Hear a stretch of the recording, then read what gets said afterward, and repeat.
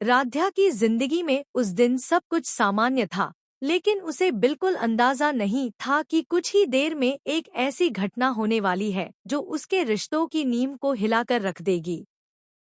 घर में चल रही बातचीत और रोजमर्रा के कामों के बीच अचानक एक ऐसी खबर सामने आती है जिसे सुनकर राध्या का गुस्सा काबू से बाहर हो जाता है।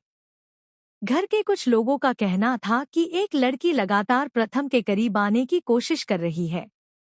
यह बात धीरे धीरे पूरे परिवार में चर्चा का विषय बन जाती है। हर कोई अपने अपने तरीके से इस मामले को देख रहा था। कोई इसे एक साधारण गलतफहमी मान रहा था तो कोई इसे एक गंभीर समस्या समझ रहा था। जब यह बात राध्या के कानों तक पहुंचती है तो उसके मन में कई तरह के सवाल उठने लगते हैं।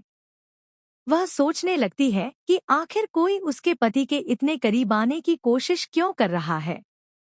उसके मन में असुरक्षा की भावना पैदा होने लगती है। जितना वह इस बारे में सोचती है, उतना ही उसका मन बेचैन होता जाता है। कुछ समय बाद वह उस लड़की का सामना करती है। माहौल पहले से ही तनावपूर्ण था। दोनों के बीच बातचीत शुरू होती है, लेकिन बातों बातों में स्थिति बिगड़ने लगती है।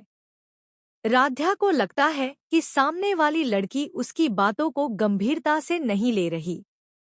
उसका गुस्सा बढ़ता जाता है और आखिरकार वह अपना आपा खो बैठती है।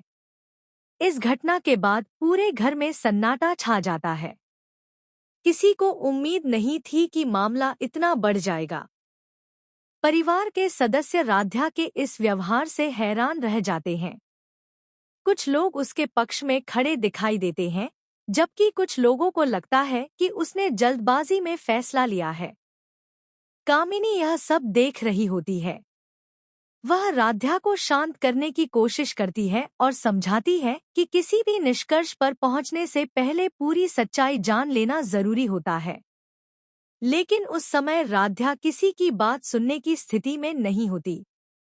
उसका मन सिर्फ एक ही बात सोच रहा था कि कहीं उसका रिश्ता खतरे में तो नहीं पड़ रहा।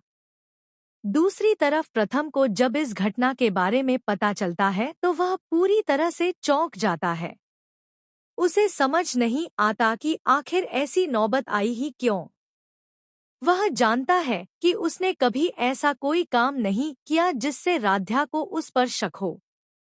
लेकिन अब उसे महसूस होने लगता है कि शायद राध्या के मन में कोई डर बैठ गया है। प्रथम राध्या